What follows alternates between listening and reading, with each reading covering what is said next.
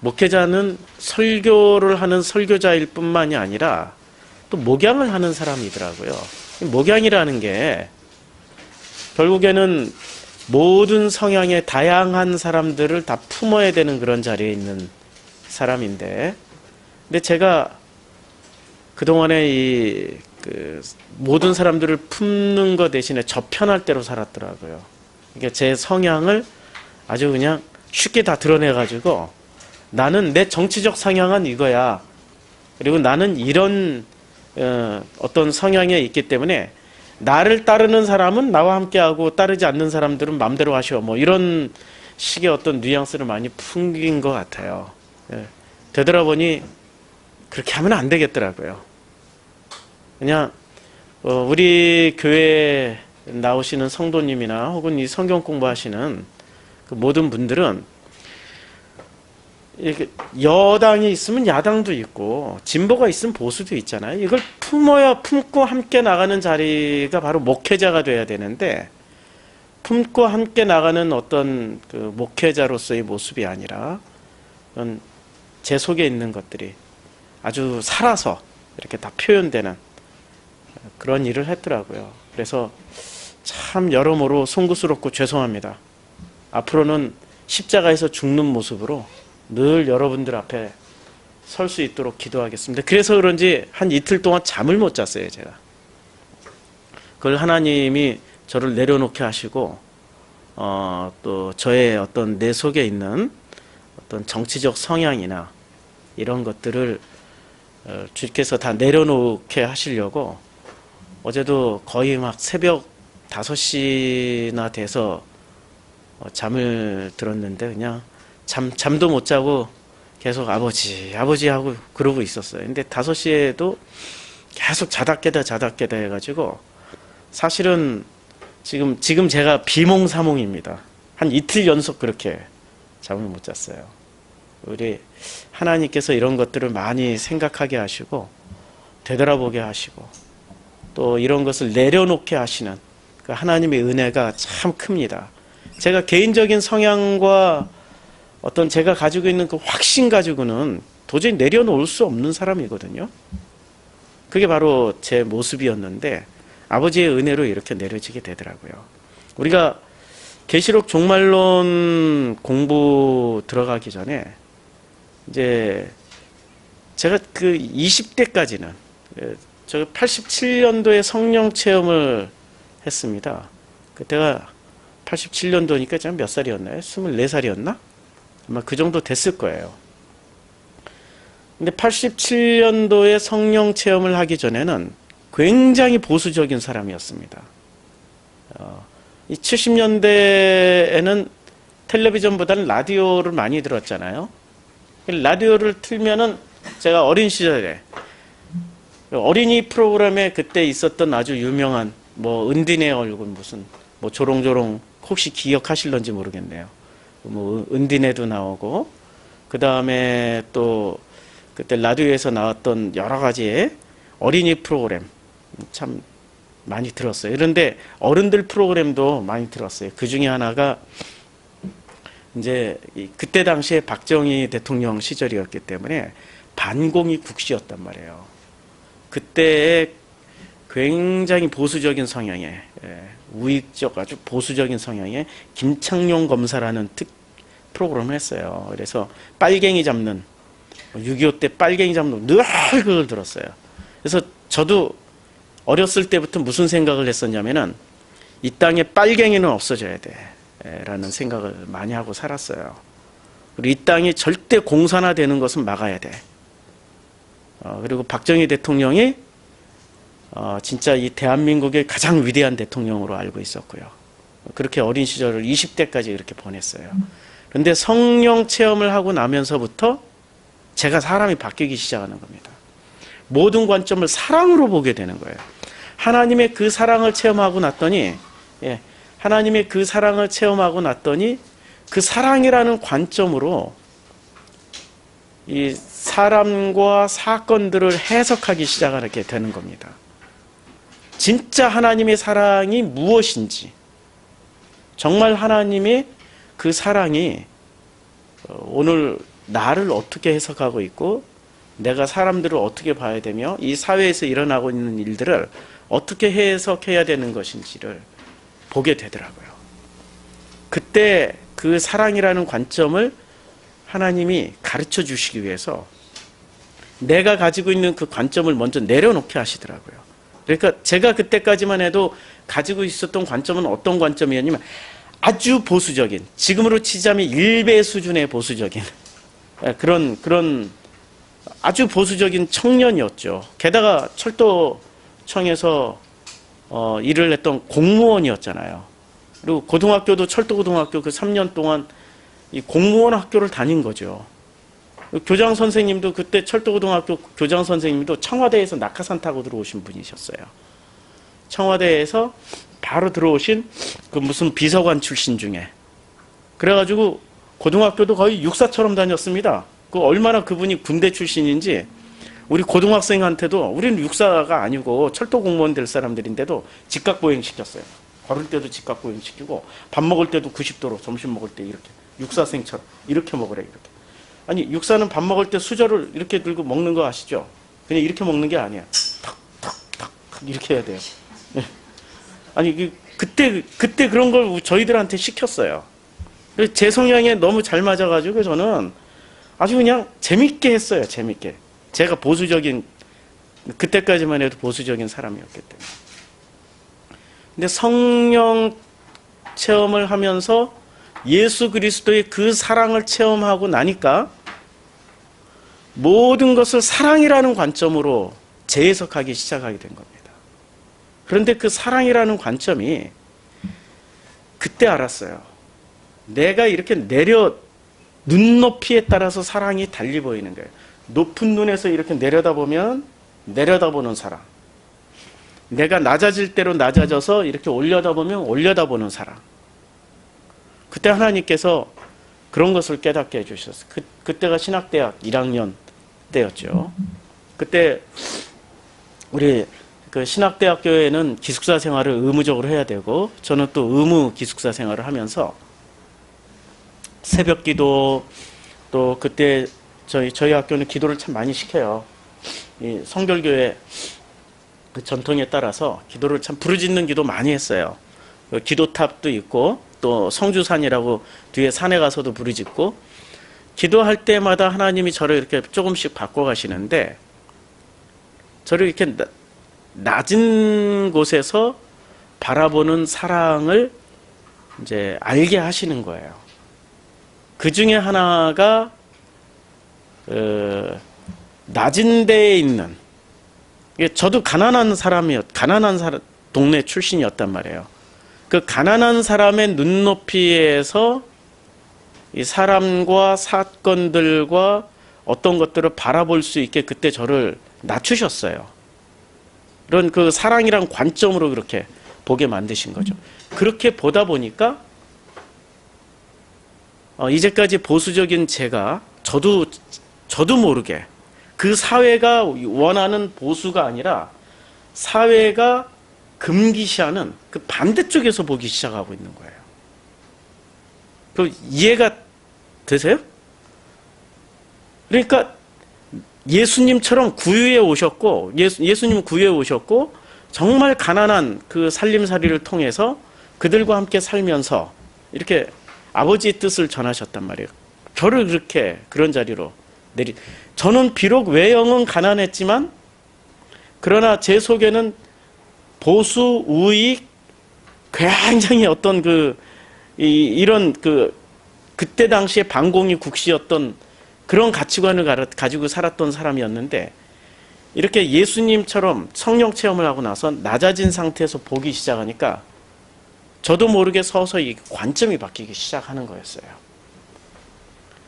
그러면서 자연스럽게 내려와서 낮은 눈높이에서 이제 이 사물과 사건과 그리고 사람들을 보기 시작했던 겁니다. 그렇게 시각을 달리하니까 그전에는 눈높이가 이 정도 눈높이에서 봤다면 여기서 여기만 봤겠죠. 낮아지니까 바닥에서부터 이만큼을 더 보기 시작하는 겁니다. 그러다 보니 생각하는 게 훨씬 더 많아졌겠죠. 그래서 그때 책을 엄청 읽었어요. 궁금한 것들이 많이 생겨가지고 대학 다닐 때 하루에 한 3-4권씩 읽었어요. 어떻게 그렇게 책을 읽을 수 있냐고요? 제가 간증 혹시 들어보신 분들 알지만 초등학교를 9년 다녔습니다. 초등학교를. 학교를 못 다녔다는 얘기예요. 한 3년 동안. 못 다니고 어디 다녔냐면 만화방 다녔어요. 10원짜리 하나 내고 하루 종일 있어야 돼. 만화를 한 3년 보니까 나중에는 만화를 이렇게 봐요. 이게 습관이 되니까 책도 이렇게 보게 되더라고요. 그냥 한눈에 다 들어와요, 책이. 이게 3년을 그렇게 만화 가지고 훈련을 하다 보니까 이게 훈련이 돼가지고 그렇게 해서 하루에 3-4권씩을 읽게 하는, 하나님은 그런 훈련을 다 시키셨어요. 어린 시절부터. 저도 모르는 사이에. 그렇게 읽다 보니까 저는 어느새 저도 모르게 이게 하나님의 그 사랑이라는 관점을 따라갔는데, 지금으로 치면 야당이 되어 있고 진보적 성향의 정치관을 가지게 되더라고요. 과거에는 20대까지는 보수였고 20대 이후부터 제가 바뀐 거예요.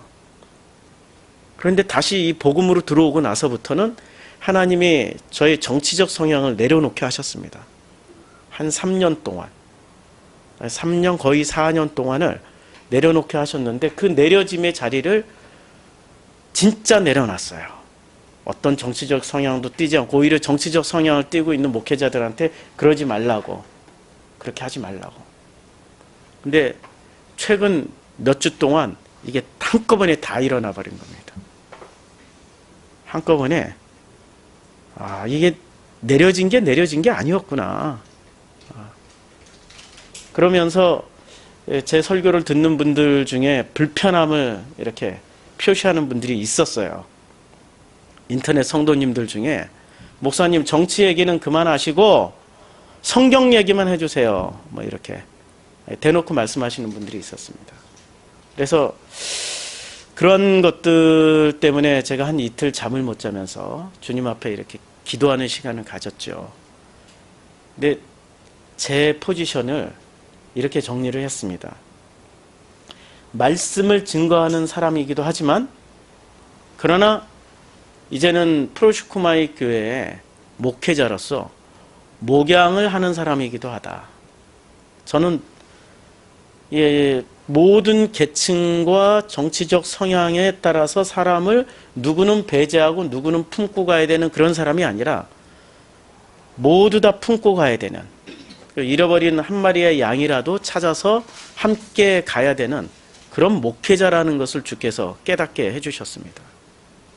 다만 이제 저희 지난 시간들을 통해 가지고 좌나 우나 진보나 보수나 아니면은 그 어떤 극단적인 그룹에 있는 사람들이라도 품고 가야 되는 그러한 것들을 다시 한번 확인을 시켜 주셨습니다.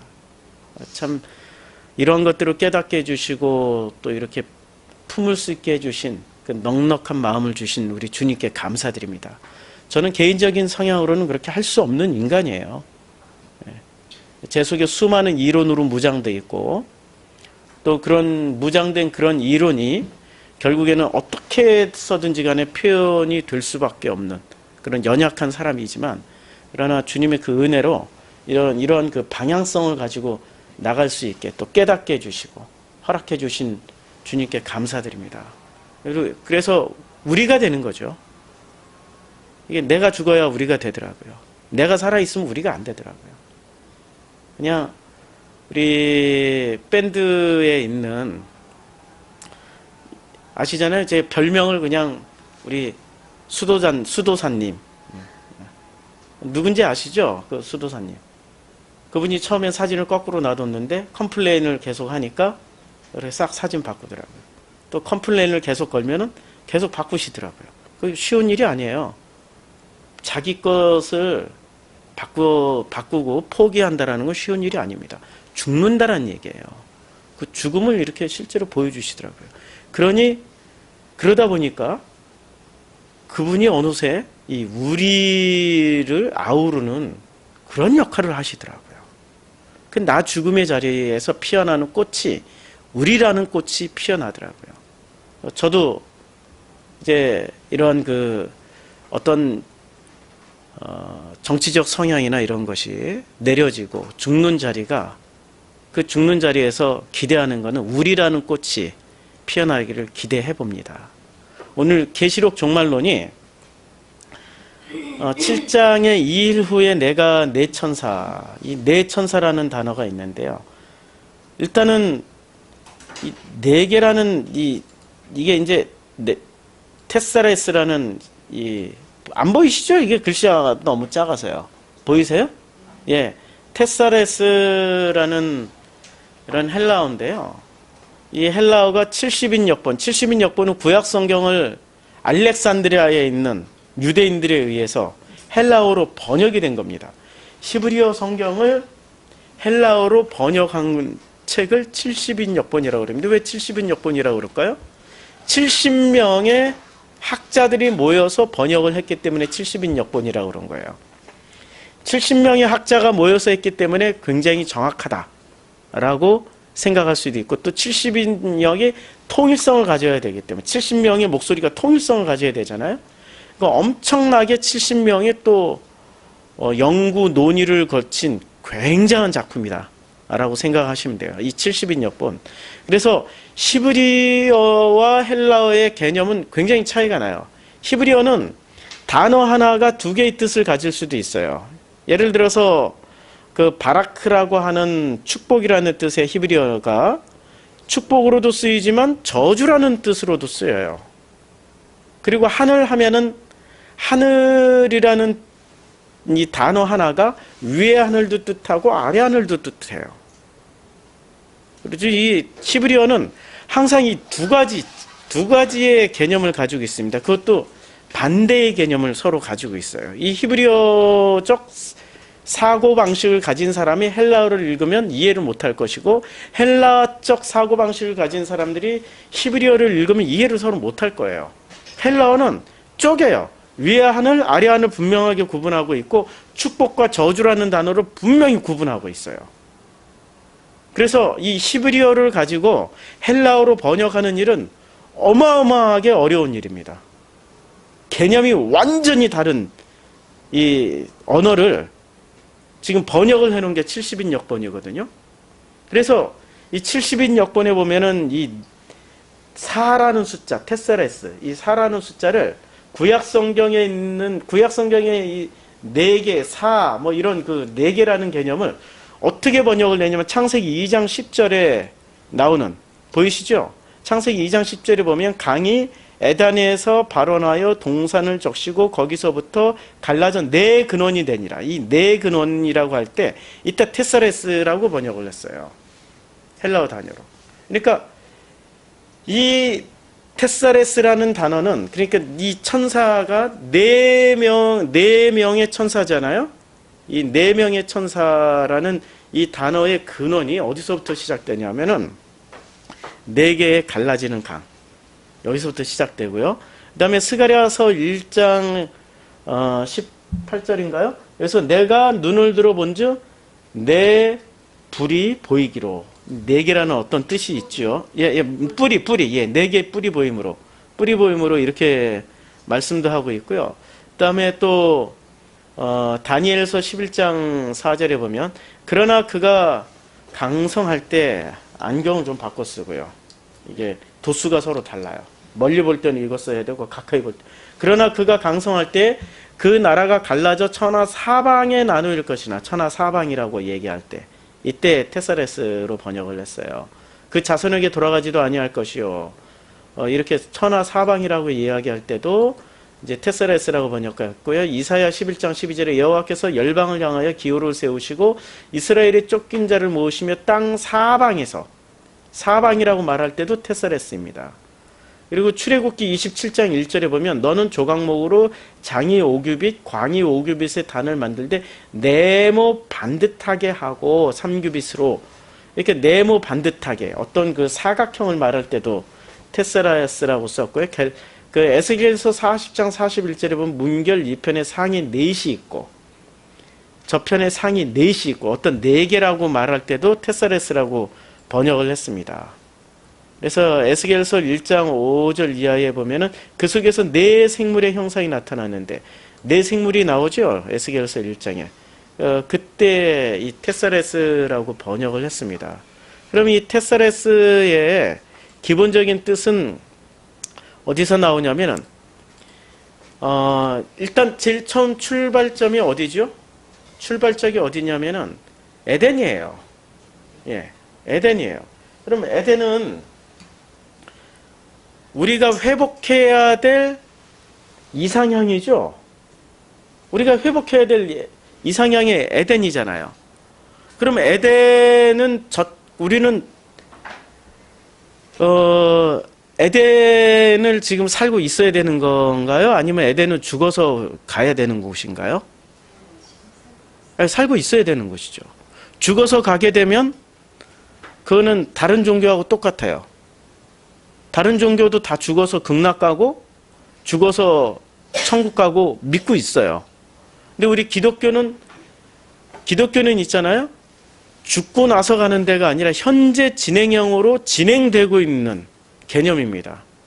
현재 진행형으로 다 체험하면서 가고 있는. 그래서 현재 진행되고 있는 것이 영원으로 쭉 이어져야 되는 개념이에요. 이게 기독교가 다른 종교하고 다른 어떤 시간적 개념입니다. 그래서 우리 주님이 처음이요 마지막이요, 계시록이 지금 어떻게 시작했어요? 처음이요 마지막이고 시작이요 끝이고 알파와 오메가라고 그랬단 말이에요. 이 내용은 시작이 있으면 끝이 있고 끝이 있으면 시작이 있었을 것이다라는 말씀도 되지만, 시작하신 분이 끝을 낸다라는 것은 이 안에는 전부 다 뭐가 시작되는 거예요? 시작부터 끝 사이에는 현재 진행형이라는 거예요. 그 사이에 수많은 세대들이 나고 또 나고 또 나고 또 나고 또 태어나고, 그러나 그 태어난 그 모든 세대들은 전도서에 의하면은 과거에 있었던 게 현재 있고 현재 있었던 게 미래에도 있고, 미래에 가보면 또 뒤돌아보면 과거가 될 것이고 미래가 될 것이고, 그래서 이 내용을 한마디로 얘기하면 뭐가 되죠? 현재 진행형. 현재 진행형, 현재 체험하면서 가는 종교입니다, 기독교는. 그래서 기독교에서 가장 중요한 단어 중에 하나가 야다라는 단어예요. 이 야다라는 단어, 우리 야다라는 단어는 체험하면서 알아가는 거예요. 현재 진행형일 때 체험하면서 그것을 체험을 통해서 확인받으면서 확인하면서 가는, 그게 바로 기독교란 말입니다. 그 기독교의 기본 개념에 야다라는 것을 늘 생각하고 있어야 돼요. 그래서 그 체험이 있기 때문에 때로는 우리를 불로도 연단을 하셔서 정금처럼 우리를 만들어내세요. 우리 기독교의 가장 또 중요한 개념 중에 하나가 정금과 같이 단련시킨다고 그랬잖아요. 정금처럼 우리를 만들어내세요. 그 정금처럼 단련되는 그 과정이 야다의 과정이에요. 그 과정 자체가. 그래서 성경에 나오는 수많은 시련들, 고난들을 주님은 뭐라고 말씀하고 있습니까? 너희가 여러 가지 환난을 만나거든 기뻐하라. 환난은 인내를, 인내는 연단은, 연단은 소망을 이루는 줄 알미라고 말씀하고 있습니다. 알미라고. 그 알미 기노스코고, 기노스코가 히브리어로는 야다라는 개념으로 쓰여진 거예요. 그리고 환난과 연단과 그 인내를 통하여서 야다를 이루어내는 게 기독교라는 뜻이죠. 자, 그러면 이 네 귀퉁이, 네 천사가 이제 드디어 천사가 지금 몇 명이 등장해요? 네 천사가 등장을 해요. 자, 천사와 사람의 결정적인 차이점. 천사, 그 다음에 사람. 천사와 사람의 결정적인 차이점과 공통점이 있습니다. 둘 다 천사, 그 다음에 사람 중에 아들이 됐어요. 천사와 사람은, 천사, 사람, 아들은 전부 다 이 두 개는 공통점이 있어요. 무슨 공통점이 있죠? 피조물이라는 공통점이 있고, 아들에는 차이점이 있죠. 친자가 있고 양자가 있어요. 친자가 있고 양자가 있기 때문에 아들이라고 다 피조물이 아닙니다.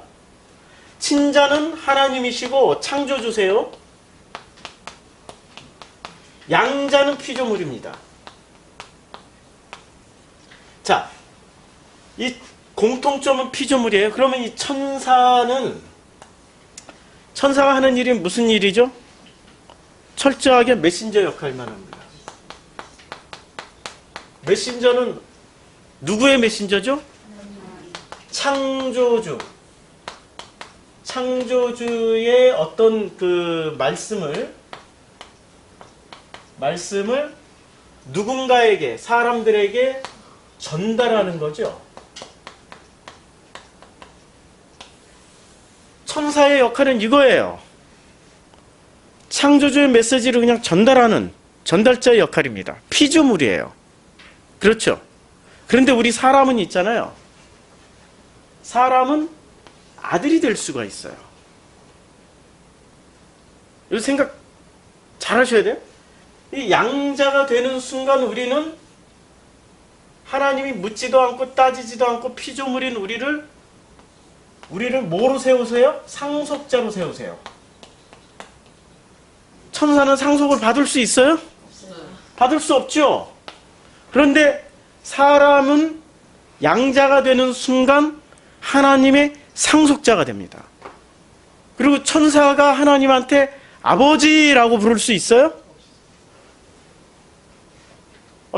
다시 한번 물어. 아버지라고 부를 수가 있어요?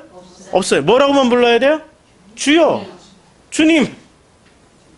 창조주와 피조물의 엄격한 그 경계선을 넘지를 못해요. 그런데 사람은 양자가 되는 순간 뭐라고 불러요? 그게 로마서에 나오고 그게 그 성경마다 나오잖아요. 우리가 그 성령을 받는 순간 양자의 영을 받게 되었고 아버지라 부를 수 있는 권한을 받아요. 상속자가 되면서 아버지라고 부를 수 있게 돼요. 자, 천사가 높아요? 사람이 높아요? 근데 조건이 있죠. 양자가 된 사람만 높은 거예요. 천사보다 뛰어난 거야. 이게 지금 어제 설교했던 내용이란 말이에요. 근데 이게 지금 오늘 계시록에서 왜 필요하면 천사가 나왔기 때문에. 자, 그러면 이 천사가 와서 할 수 있는 일은 무슨 일을 할 수 있어요? 전달만 해주는 거예요. 전달만 해줘요. 그러면 이 네 천사라는 것을 네 천사가 나오고 또 네 모퉁이가 나와요. 네 모퉁이 할 때 이 네도 테사레스에 같은 단어를 썼어요.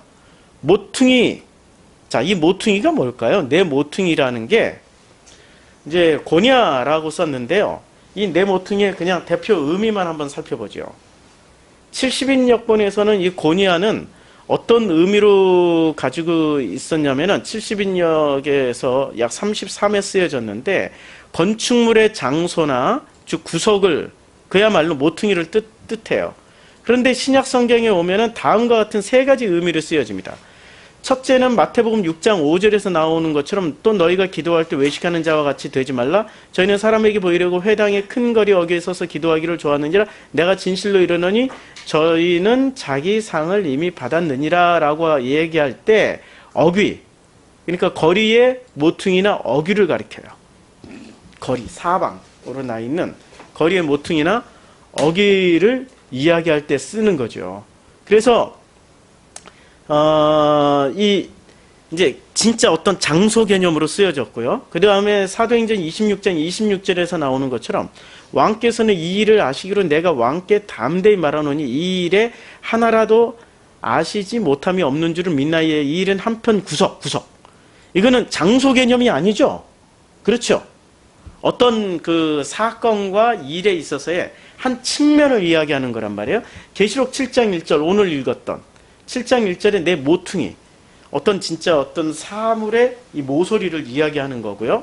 그리고 이 두 번째 의미는 어디서 쓰여지냐면은 그 마태복음 21장 42절에 보면 예수께서 가라사대 너희가 성경이 건축자들의 버린 돌의 모퉁이에 버린 돌이 머릿돌이 이제 머릿돌이 된다라고 할 때 그래서 머릿돌로 쓰여져요.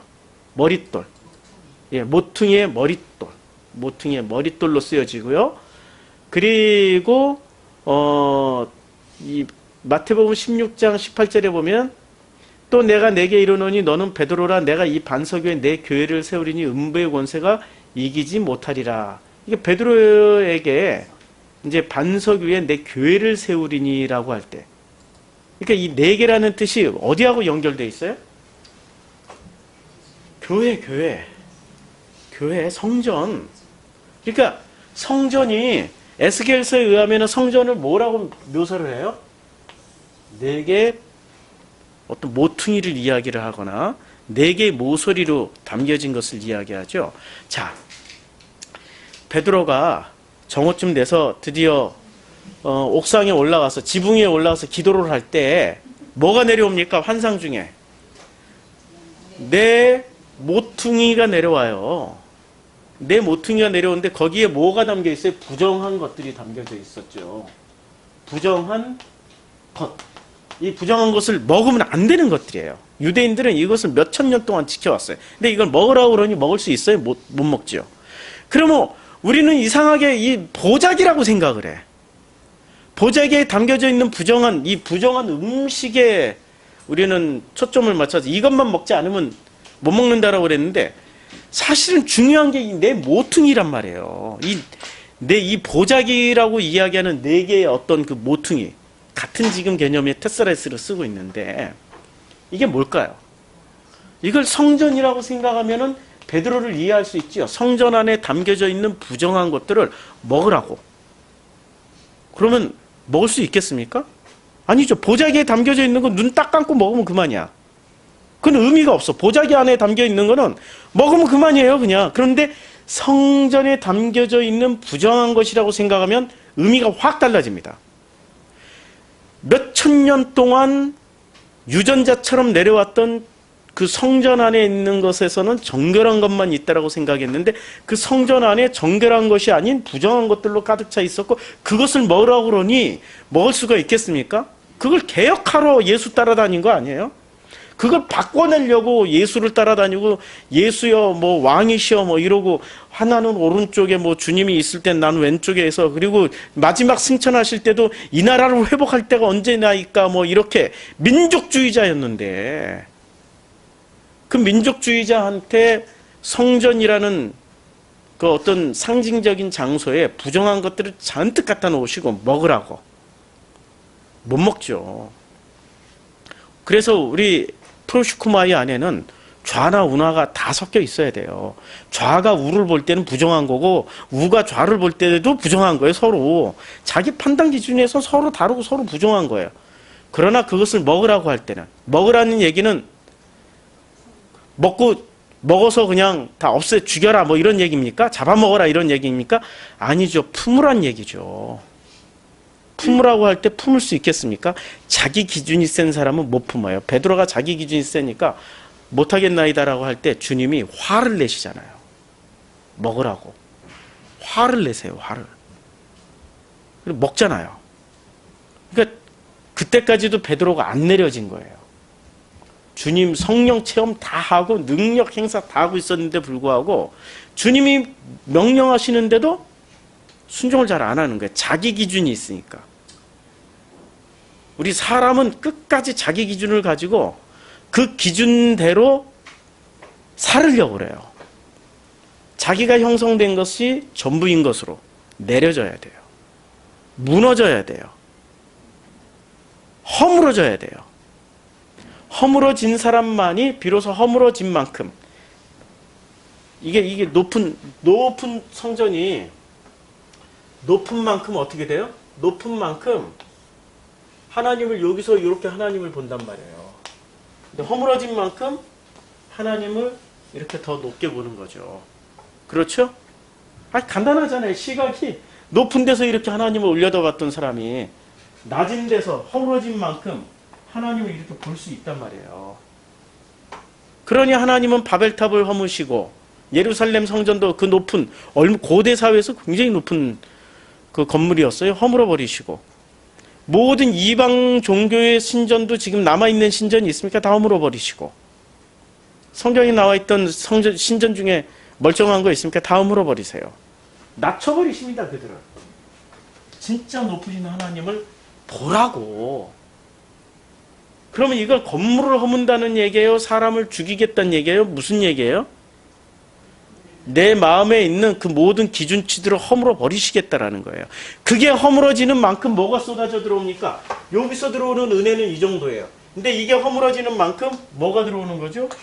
멋있는 게 있었네. 이제 발견했어요. 이제 발견해. 허물어지는 만큼 뭐가 들어오는 겁니까? 하나님의 은혜가 더 쏟아져 들어오는 거죠.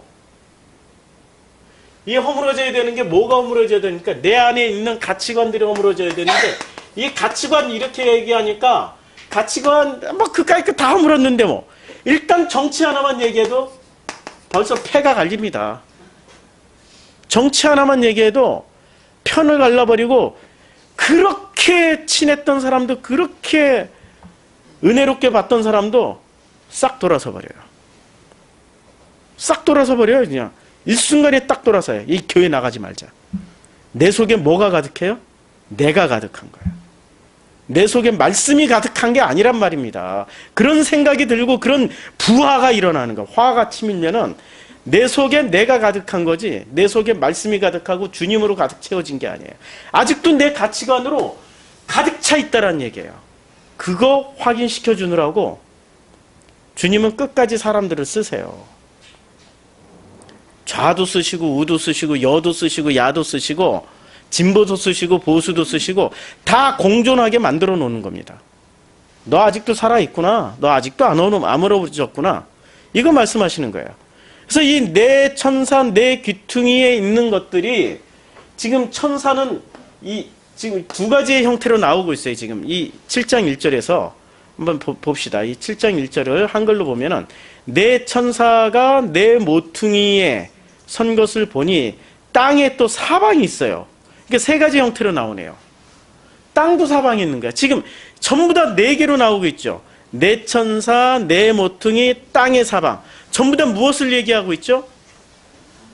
그러니까 이 성전에 전해지는 하나님의 메시지, 천사, 그 다음에 모퉁이, 그동안 이 모퉁이 돌로 세웠던 성전, 우리가 꿈꿔왔던 그 교회, 우리가 꿈꿔왔던 그 어떤 이상향, 이런 것들이란 말이에요. 땅의 사방, 땅의 사방이 뭐가 있죠?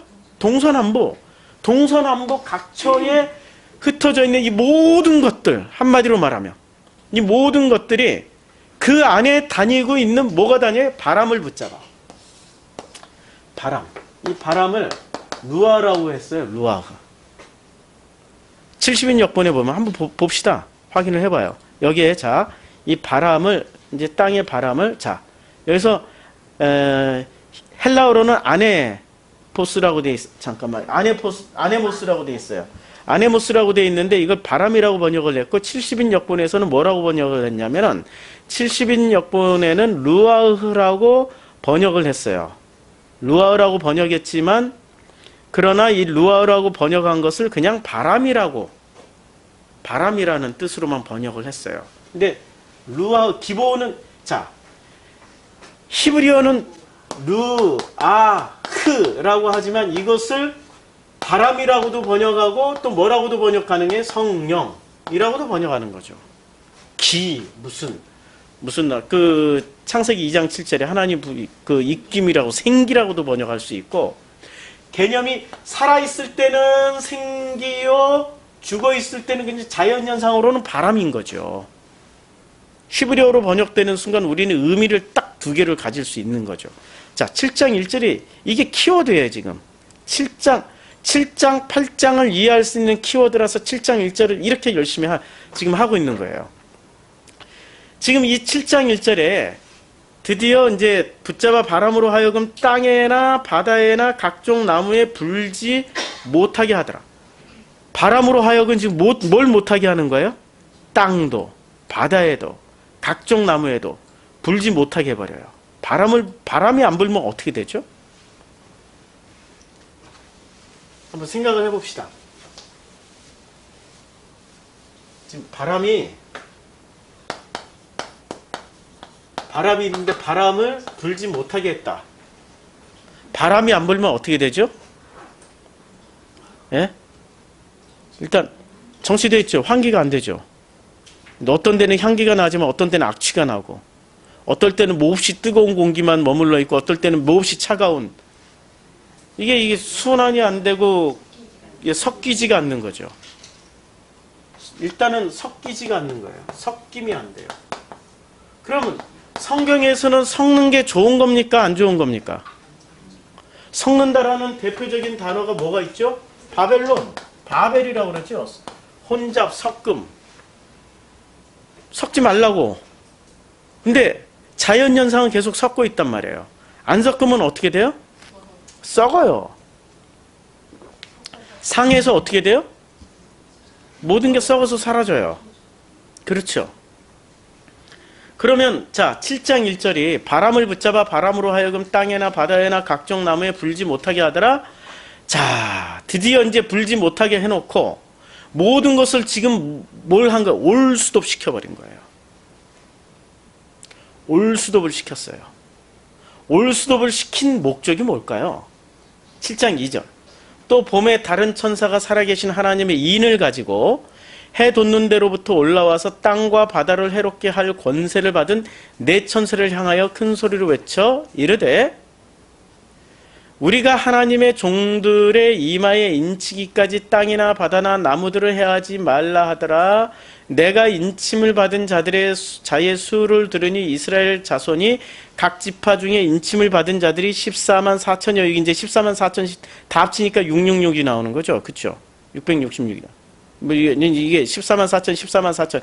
이제 14만 4천 안에 들어가고자 이제 666이 아니고 14만 4천 안에 들어가고자 이제 온갖 그냥 그 겁과 그 무서운 무시무시한 것들을 얘기해 주면서 살아남으라고 14만 4천 안에 들어가라고 얘기했는데 14만 4천에 이제 상세 숫자가 1만 2천이요, 1만 2천이요 이렇게 이제 쭉 소개를 해주고 있단 말이에요. 자, 성경에서 우리가 그 천사의 역할을 했던 대표적인 인물을 꼽으라면 누구를 꼽을 수 있을까요? 천사의 역할은 어떤 역할이죠? 메신저의 역할이었죠. 메신저의 역할을 대표적으로 했던 분 누가 있을까요? 메신저의 역할을 대표적으로 했던 분. 예? 한번 생각 좀 해보세요. 예? 목소리가 통일이 안 돼. 미가엘, 가브리엘. 아니 그건 말고 사람 중에 예? 누구요? 예, 이사야. 예, 이사야. 선지자들일 수 있죠. 그런데 이 모든 선지자들의 원조 중에 원조 누가 있을까요? 모세. 자, 모세는 바로와 애굽 사람들이라는 이 사람들에게 이 사람들은 변하지 않기로 작정한 사람들이에요. 이 사람들의 특징은 변하지 않기로 작정했어. 절대로 나는 안 변해. 절대로 안 변할 거라고. 게다가 이 안 변하는 것에 변하지 않기로 작정한데 하나님이 은혜까지 부어주셨어요. 더욱더 완악하게 하는 은혜까지 부어줘가지고 자기 자신도 변하고 싶지 않았고 하나님의 은혜 위에 은혜를 더해서 진짜로 안 변하고자 하는 사람들이 돼버린 거예요. 이 사람들에게 모세가 가서 뭘 던졌어요? 모세는 그냥 하나님의 말씀대로 그냥 던져버리고 왔어요. 메시지를 하나님의 말씀을 던져버리고 왔어요. 모세는 메시지를 던졌고 누가 일을 해요? 하나님이 일을 하셨죠. 그렇죠. 그러면 우리는 이 천사들이라는 게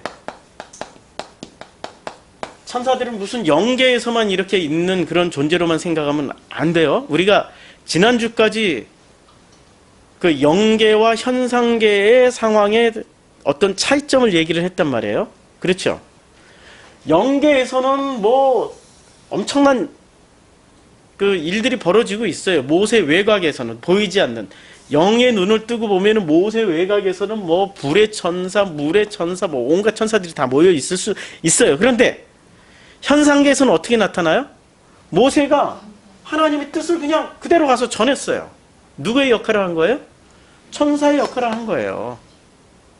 그리고 전했더니 누가 일을 하세요? 주님이 일을 하세요. 주님이 그런데 일을 하시는데 주님이 두 가지의 일을 하시네. 어떤 일을 하세요? 첫째는 절대로 변하지 않겠다라고 하는 사람들을 더욱더 완악하게 만들어버려요. 완악하고 완고하게 만들어버려요. 그치요? 두 번째는 어떤 일을 하세요? 전했던 메시지, 모세가 전했던 메시지대로 일을 하세요. 일을 행하세요.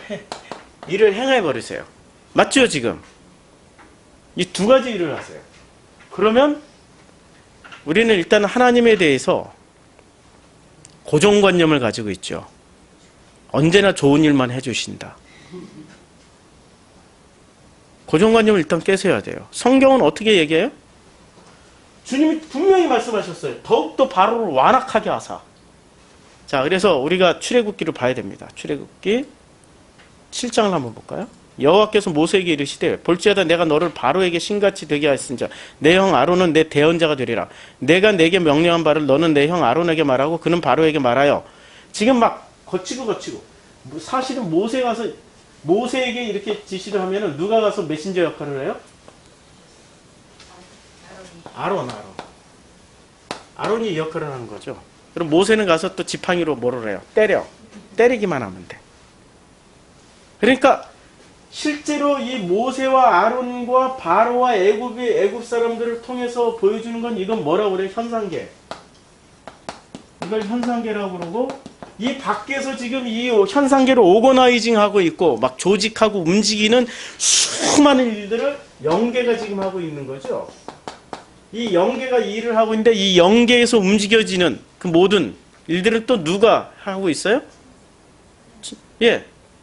천사로 대변되고 있는 하나님이 명령을 하신 거야. 실제로는 궁극적인 명령,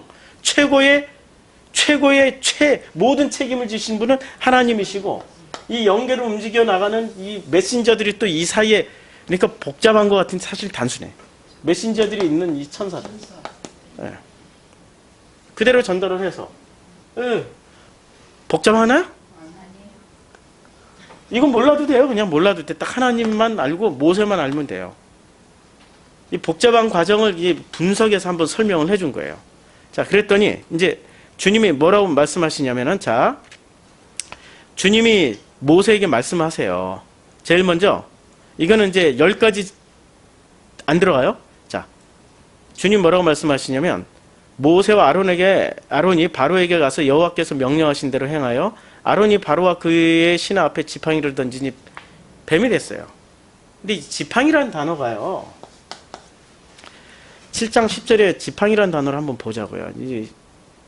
제가 헬러 히브리어를 가능하면 안 보려고 그랬는데 어쩔 수 없이 이건 좀 봐줘야 될 것 같아요. 7장 10절에 지팡이라는 단어를 한번 보면은 자, 가서 던지라. 내 지팡이를 가져서 던지라고 그랬죠. 자, 지팡이가 뭐냐면 마태예요, 마태. 예. 지팡이 발음은 마태예요. 그러니까 이게 그 히브리어 발음을 제자 마태가 그대로 땄다면은 그게 지팡이가 되겠죠. 자, 이 마태인데 이 마태가 무슨 뜻이냐면은 사전적 의미로는 뭐 가지 무슨 통치하기 위한 것, 던지기 위한 것 뭐 이렇게 되어 있는데 이렇게 보면은 사전적 뜻만 가지고는 좀 어렵고요. 번역을 어떻게 했냐 보자고요. 이 번역을. 자, 번역을 창세기부터 한번 들어가 볼까요? 창세기 38장 25절에 쓴 지팡이라고 번역을 했어요. 그리고 출애굽기도 다 지팡이라고 번역을 했죠. 그러니까 이 마태라는 지팡이는 전부 다 이 지팡이는 지팡이라고 번역했는데 이사야 가면은 이 번역이 좀 달라집니다. 이사야 가면. 자, 이사야 9장 3절에 가면은 채찍이라고 바뀌어요. 똑같은 마태인데 채찍이라고 번역을 했고 이사야 10장 5절에 가면 몽둥이라고 바뀌어요. 10장 5절에 화 있을 진자 아수르 사람이요 그는 나의 진노의 막대기요 그 손의 몽둥이는 나의 분깃이라. 그러니까 아수르가 무슨 역할을 하는 거예요?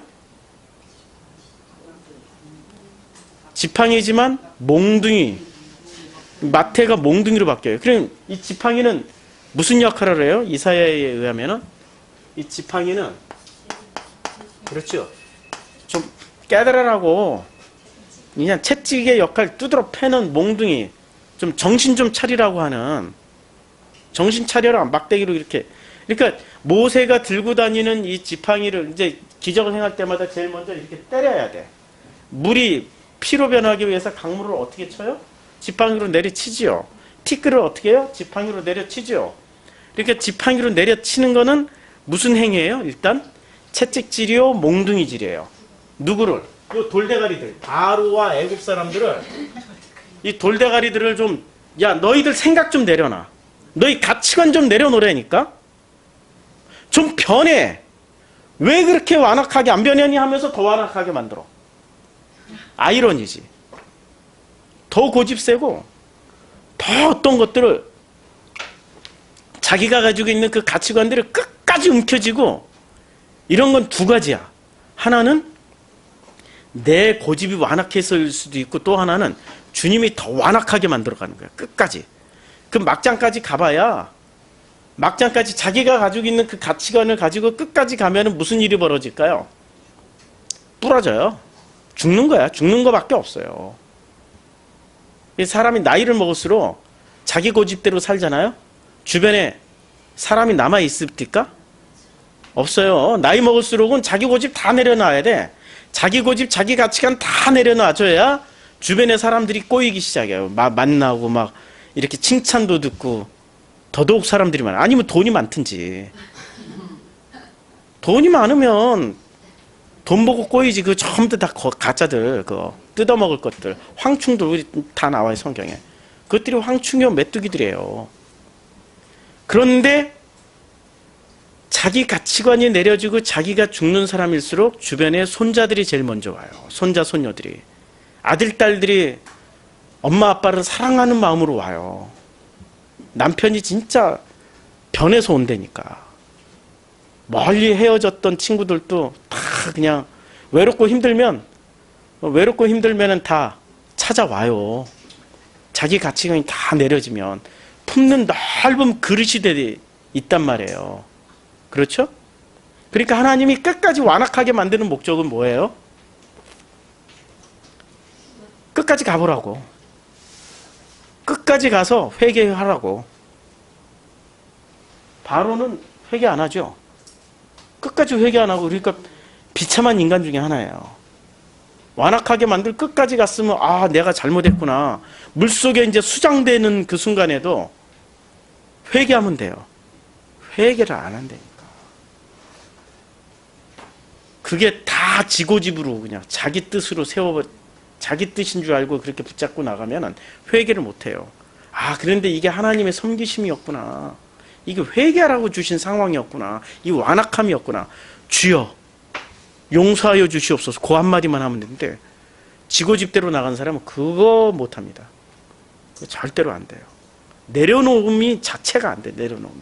자, 그러니까 이 몽둥이라는, 이제 뭐 이사야는 다 몽둥이라고. 10장 24절도 몽둥이야. 주 만군의 여호와께서 가라사대, 이 마태를 뭐라고 보니, 사론에 거한 나의 백성들 아수르 사람들이 애굽을 본향의 막대기로, 이게 이제 너를 때리며 몽둥이를 들어. 이게 마태예요. 그러니까 자, 우리 성경에서 이 똑같은 단어인데도 출애굽기에서는 이것을 지팡이라고 했지만, 이 지팡이의 실제 의미는 뭐죠? 몽둥이에요. 근데 몽둥이가 뭐로 바뀌었어요? 뱀으로 된 거예요. 첫 번째, 제일 먼저 몽둥이의 정체를 보여주신 거예요. 몽둥이의 정체가 뭐죠? 뱀. 뱀으로 됐는데, 놀랍게도 그 뱀이 됐자 7장 11절 바로의 현인들과 마술사가 뭐예요? 아니 바로가 대제국의 황제인데 마술사들이 옆에 있었다. 그러면 우리는 이 번역, 마술사라는 번역을 보면 바로는 늘 심심해하기 때문에 바로의 흥을 돋구기 위해서 마술사들, 요술사들이 옆에 있어서 늘 바로를 즐겁게 해줬다. 이렇게 착각할 수 있죠. 아니죠. 마술사라는 것을 우리는 이렇게 생각해야 돼요. 종교를 담당하는 종교 담당관들이에요. 종교 지도자들이란 뜻이죠. 그리고 현인들이라는 것은 그야말로 칙사들, 칙사, 삼국지에 보면은 제갈량 같은 사람들. 그러니까 종교 지도자와 정치적 안목이 뛰어난 사람들을 바로는 옆에다 늘 놔두고 그들의 조언을 들었단 말이에요. 근데 그들이 만들어낸 게 뭐야? 마술사들을 부르면 그 예금 요술사들도 그들의 요술로 그와 같이 행하되 각 사람이 지팡이를 던지면 뱀이 되었으나, 이게 지금 요술사들이 나와서 뭐 뱀을 만들고 뱀이 막 상상을 하면 뱀이 막 막대기가 뱀이 되고 막 그들이 던지니까 막 뱀이 되고, 이게 무슨 뱀 장난이야? 뱀쇼야? 그 얘기가 아니죠. 진짜로 보여주고 싶은 얘기가 어떤 본질을 보여준 거예요. 너희들이 섬기고 있었던 그 예수가 뱀이었어. 지금 이 사람들이, 애굽 사람들이 종교가 뭐였을까요? 애굽의 종교. 이제 종교학자들에 의하면은 일단은 이거는 과학적, 고고학적 증거로 보면은 이 사람들이 섬기고 있었던 레아 종교, 레 종교, 라 종교라고 그래요. 이걸 태양신 숭배. 그러니까 피라미드 세우고 뭐 이런 게 피라미드 세우고 무슨 뭐 스핑크스 세우고 태양신 숭배 종교. 근데 이 그리고 바로의 투탕카멘의 왕, 투탕카멘, 사람 얼굴. 요게 이렇게 머리에 되게 무겁게 이렇게 빗살무늬 같이, 이걸 태양빛처럼 보잖아요. 전부 다 이게 태양빛처럼, 우린 태양의 어떤 햇살로 봤단 말이에요. 자세히 보면 요게 전부 뱀 대가리가 있어요. 뱀 대가리, 뱀 혓바닥, 눈. 전부 뱀이에요, 요게. 무슨 종교? 뱀을 숭배하고 있었던 종교. 이게 뱀 숭배 종교. 그러면 이걸 제일 먼저 지팡이, 내가 너희들을 몽둥이로 때릴 거야? 라고 지팡이를 딱 던졌어요. 그쵸? 그러면 그 지팡이가 뭐였어요? 너희들이 숭배하고 있었던 그걸로 너희들을 때릴 거야 라는 얘기예요. 이제 아시겠어요? 너희들이 숭배하고 있었던 최고의 가치관, 너희들이 붙잡고 있었던 그 가치관의 최정점에 서 있었던 그게 뭐였어? 뱀이었지. 이제 내가 뱀으로 너희를 때릴 거야. 몇 번 때릴 거야? 10번. 뱀을 던지신 목적이 이거예요. 지팡이를 뱀으로 만드신 목적이 이거예요. 그러니까 이것들이, 아니 우리가 가지고 있는 뱀도 있다니까? 하고 이제 뱀으로 막 만들었어요. 우리가 가지고 있는 뱀이 진짜 뱀이야 했더니 그 뱀이 어떻게 돼요? 뱀을 다 잡아먹어버려요. 자, 뱀을 다 잡아먹어버려요. 몽땅 다 뱀을 잡아먹어버리고 어떻게 돼요? 이제 그 뱀이 되었던 지팡이를 잡고 어떻게 해요? 주님이 뭐라고 말씀하세요? 자, 17절. 여호와가 이같이 이르노니 내가 이로 말미암아 나를 여호와인 줄 알리라. 볼지어다 내가 내 손에 지팡이로 나일각을, 이제 지팡이가 모세의 손에 잡혀 있을 땐 지팡이지만 모세가 이걸 들어서 칠 때는 뭐가 돼요? 몽둥이요 채찍이 되는 거예요. 이 마테라는, 이 지팡이라는 단어가 이중적 의미로 쓰여지는 거죠. 모세가 의지할 때는 지팡이, 오직 모세가 그걸 지팡이. 우리 김성수 목사님 얘기했잖아요. 지팡이, 스타브로스. 그거 짚고 갈 땐 십자가가 되지만, 예수 십자가가 되지만, 이걸 들어서 칠 때는 뭐가 되는 거예요? 몽둥이, 채찍이요 몽둥이가 되는 거예요. 의지할 때는, 들어서 칠 때는 심판의 도구가 되는 거예요. 이 생각 잘 하셔야 돼요. 이게 성경을 단순하게 그냥 하나의 어떤 그 의미만 생각하고 하나의 의미만 끄집어내면 나머지는 상실해버려요. 다양한 각도로 생각을 하자는 거죠. 7장, 8장을 읽기 위해서는 이 7장, 8장이 지금 전부 다 뭐예요? 심판이죠. 종말론 계시록을 생각을 빨리빨리 돌리셔야 돼요. 제가 지금 왔다 갔다 하고 있습니다. 생각을 빨리빨리 안 돌리면 놓쳐요. 그러면 재미가 없어져요. 자, 종말은 과거 일입니까? 미래 일입니까? 미래에 일어날 어떤 일들이라고 생각하고 있죠. 그렇죠. 계시는 미래에 있으면 안 돼요. 지금 과거에 받았거나 지금 받아야 되는 거예요. 과거에 계시를 받았기 때문에 뭔가를 우리가 행동하고 순종하는 거죠. 이것을 미래와 과거 시점으로만 생각하면은 뭐가 되죠? 이게 바로 세대주의 성서 해석이 돼요. 미래와 과거에 일어날 일로만. 과거에 일어났던 사건들, 무슨 2차 대전이 히틀러가 666이다, 컴퓨터가 666이다, 네로가 666이다, 전부 다 이런 식으로 666에 대한 해석을, 네로부터 해석을 666이라고 한단 말이에요. 뭐 히틀러도 해석해봤던 666이 되고, 그렇잖아요? 이런 식으로 해석을 해버리면 과거에 묶여있는 거예요. 그러면 종말에, 그래서 이제 이 666이 다시 유럽 공동체로 왔다, 뭐 미국이 666이다, 이런 식으로 미래에 어떤 일어난 일로 해석해버리면 지금 뭐가 딱 세대주의적 성서 해석이 돼서 전부 다 우리는 이 공포에 시달려요. 666이 또 누가 666이자, 666을 잡자, 프리메이슨이 666이다, 뭐 이래가지고 666의 그 공포에 시달려가지고 미래에 오는 어떤, 아니니까 성경은 어떤 관점이라고 그랬어요? 현재 진행형. 이 모든 게 종말이나 계시가 미래나 과거에 일어났던 어떤 일이 아니라 현재 진행되고 있는 지금 누구에게? 나에게. 누구를 위해서? 나를 위해서. 누가 지금 일을 하고 계시는 거예요? 하나님이. 누구를 통해서? 천사들 통해서, 메신저들을 보내서, 예, 지팡이를 던지는 거예요. 제일 먼저 이 모든 일이 일어나고 있는 장소가 어디? 내 귀퉁이, 땅의 내 동서남북, 땅의 사방, 거기서 살아가고 있는 나에게 지금 주시는 메시지인 거죠. 그렇죠? 이제 여기까지 이해가 되죠. 그러면 지금 이게 심판의 장면이란 말이에요. 지금 7장, 8장 이제 심판으로 이제 서서히 시작되는 그 장면인데, 심판의 메시지를 찾기 위해서 우리가 지금 어디에 와 있어요? 모세 대 바로의 대결을 보고 있는 거예요. 심판의 내용이 도대체 뭐냐? 심판은 나를 죽이려고 하는데 생명을 죽이려는 거냐, 생명을 살려내려고 하는 심판이냐는 거죠. 살려내는 심판인 거죠. 그래서 이 살려내는 심판을 위해서 우리가 한 10분 정도 쉬었다가 다시 가죠. 좀